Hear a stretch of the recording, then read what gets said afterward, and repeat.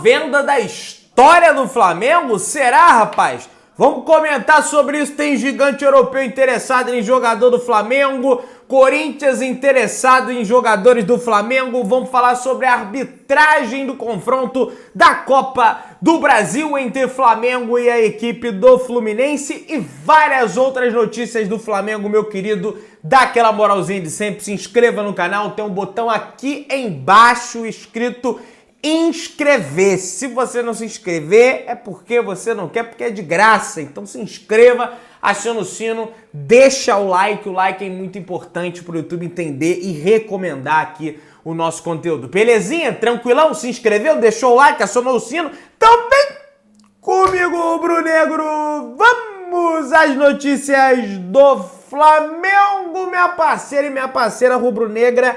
O negócio é o seguinte, cara. A embaixada Fla Bahia se revolta com a diretoria do Flamengo e promete medida drástica. É um completo absurdo que a gestão do Flamengo, eu já falo isso já faz uns dias, já falo isso já faz um tempo.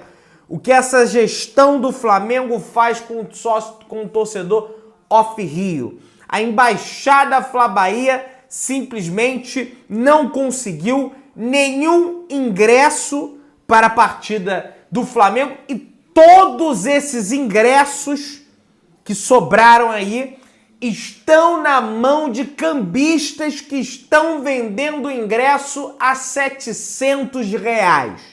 Um jogo de campeonato brasileiro, o ingresso está sendo vendido a R$700, o que claramente vai prejudicar o torcedor do Flamengo do Nordeste. E quando eu falo Bahia, eu falo Nordeste por quê? Claro, a Bahia tá no Nordeste, mas não é só por isso. Porque quando eu fui à Bahia, na Arena da Fonte Nova, você vê gente de toda parte do Nordeste. Você não só vê gente da Bahia. Pessoal vem lá do Sergipe, pessoal vem lá do Ceará, o pessoal vem de Pernambuco, por todo o Nordeste, pega o carro, vai à Bahia para assistir o jogo do Flamengo, porque hoje na primeira divisão só tem dois clubes do Nordeste, né? Que é a equipe do Fortaleza e é a equipe também do Bahia. Então é a grande oportunidade desse torcedor ir no jogo. E não consegue no jogo. Por quê? Porque o cambista, porque o Flamengo não se articulou com o Bahia para fazer a questão dos ingressos. E o ingresso está na mão do cambista e ele está vendendo a 700 conto. Gente, R$700 no Maracanã, eu nunca paguei, eu nunca cheguei perto em pagar isso. É só em final de Libertadores, que era em outro país e coisa e tal. Mas até na final que foi em Lima, do Flamengo virou contra o River Plate, eu paguei R$380 no ingresso. E aí no jogo de campeonato brasileiro, os caras querem cobrar R$700. Gente, alguém tem que fazer alguma coisa. O Flamengo tem que fazer alguma coisa, se unir com o Bahia. Mas enfim, né? O jogo já é no sábado, ingresso tudo esgotado.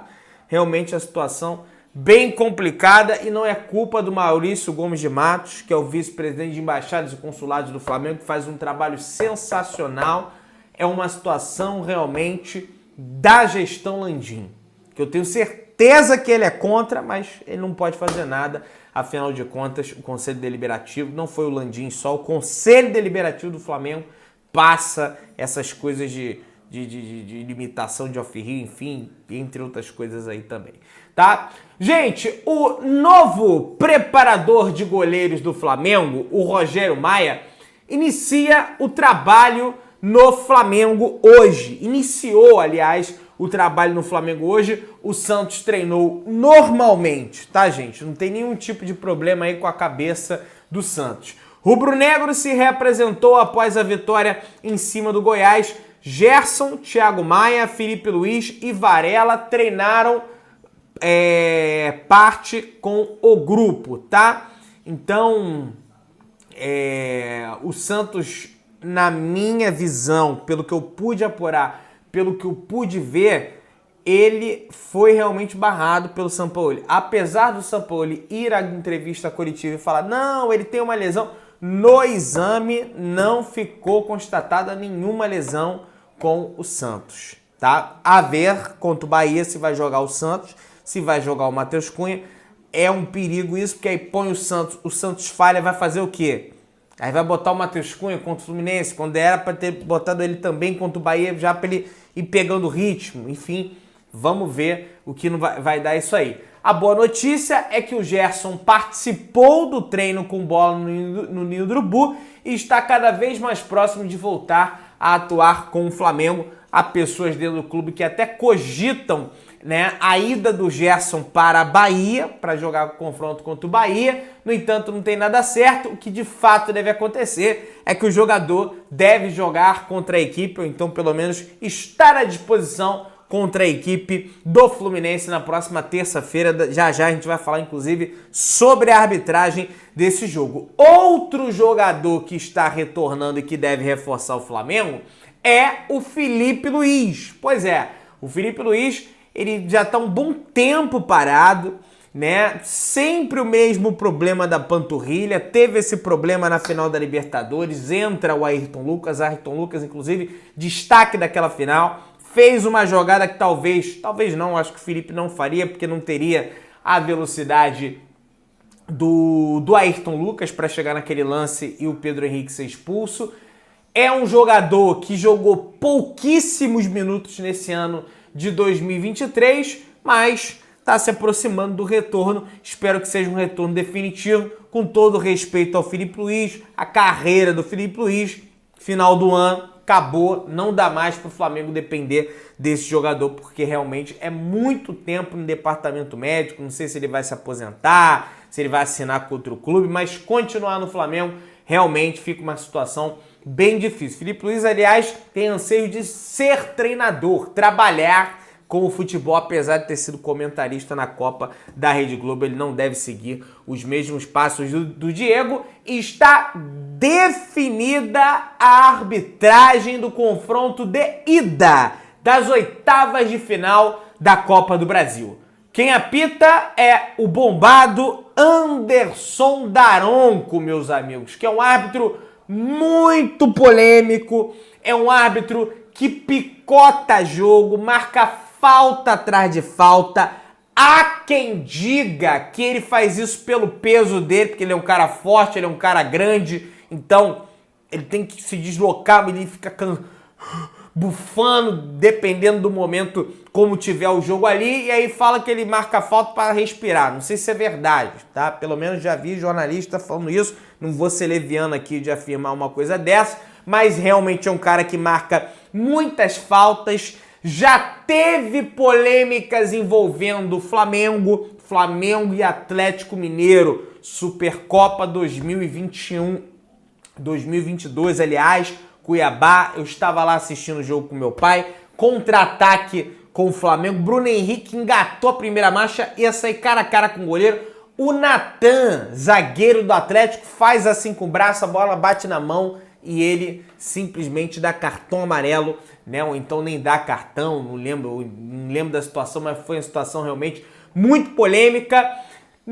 Dentro do avião, eu tava voltando, o Daronco tava no mesmo avião que eu, teve torcedor do Flamengo, rapaz, que foi... Tava ali, futebol agora virou vôlei, começou a falar alto, cara, o Daronco escutou, o Daronco ficou puto. Isso aqui é um relato verdadeiro.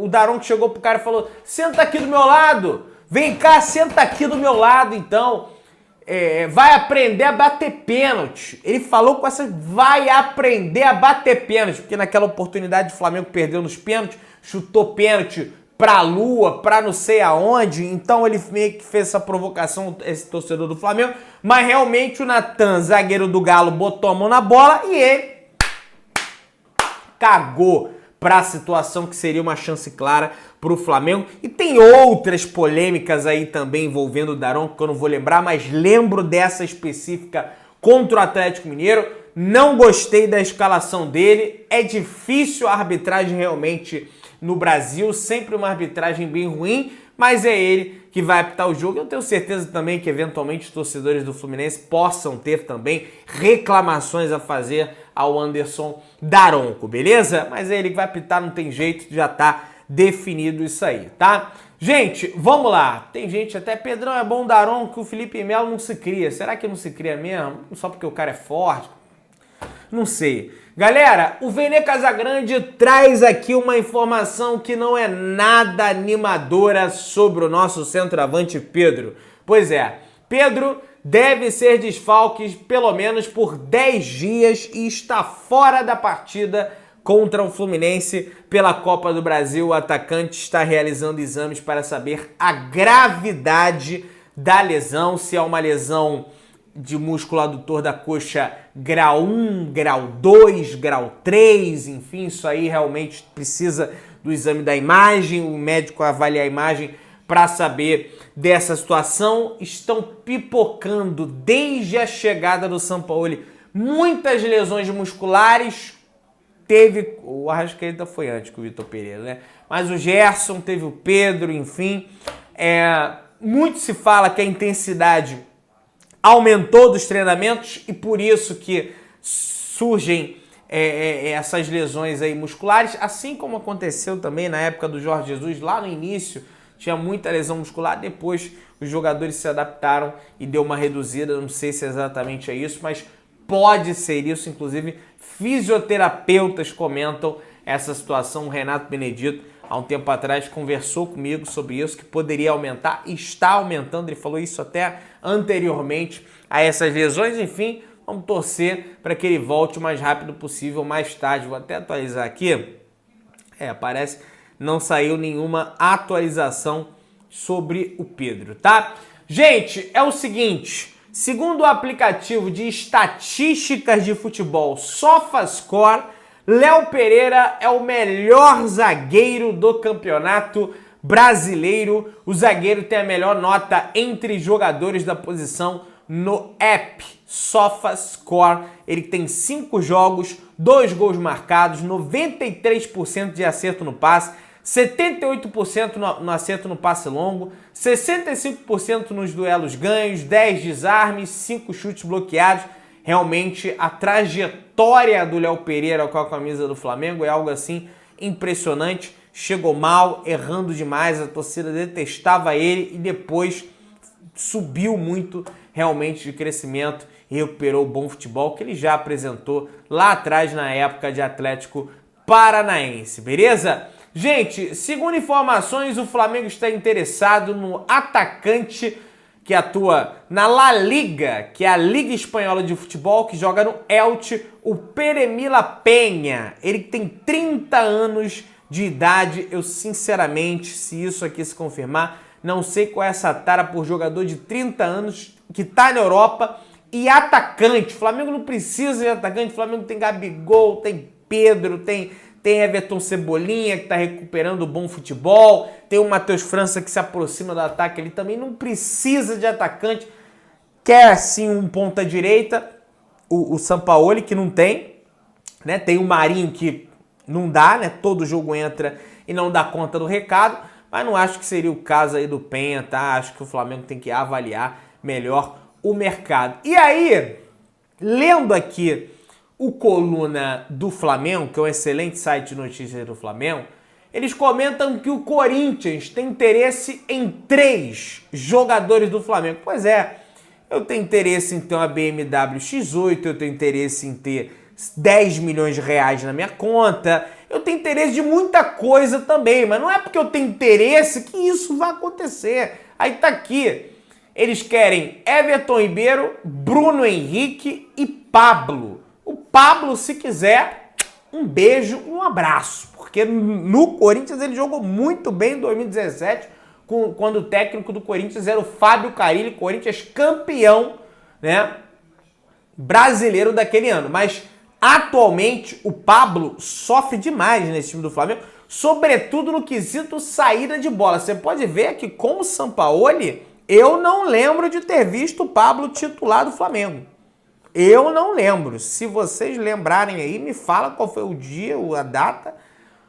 Deve ter sido um esquema de 3 zagueiros, mas não lembro do Pablo ser titular desse time, começar jogando, nem entrando durante o jogo, né? Pode ter acontecido, mas eu realmente não lembro, muito por conta da questão da saída de bola desse jogador, que é muito deficitária.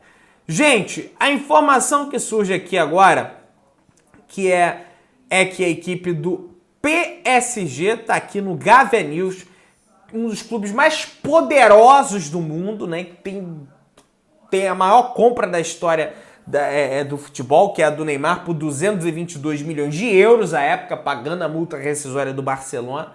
É que com a saída do Lionel Messi dada como certa, o clube francês está voltando os investimentos para jovens jogadores e não mais para medalhões do mercado.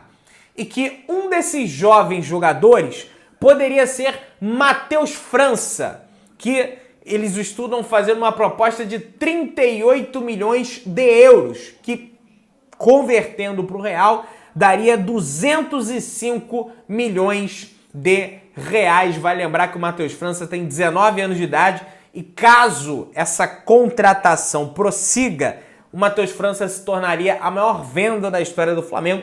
Para quem não lembra, a maior venda é Vinícius Júnior, com 164 milhões de reais. Se a gente for pensar em euro, a venda do Vini foi maior, porque foi 45 milhões de euros.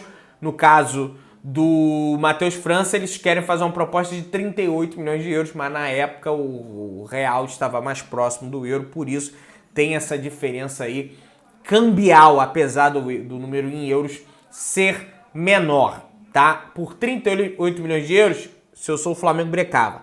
É muito dinheiro, pode se tornar a maior venda da história do clube, mas o Matheus, na minha opinião, tem um potencial incrível.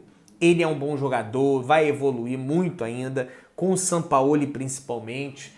Então, assim, se eu sou o Flamengo, dou uma brecada, dou uma segurada e vende mais na frente, tá? Meu querido, dá aquela moral, se inscreva no canal, o botão aqui embaixo, clica aí, se inscreve, aciona o sino, deixa o like, tamo juntão, saudações de rubro-negras.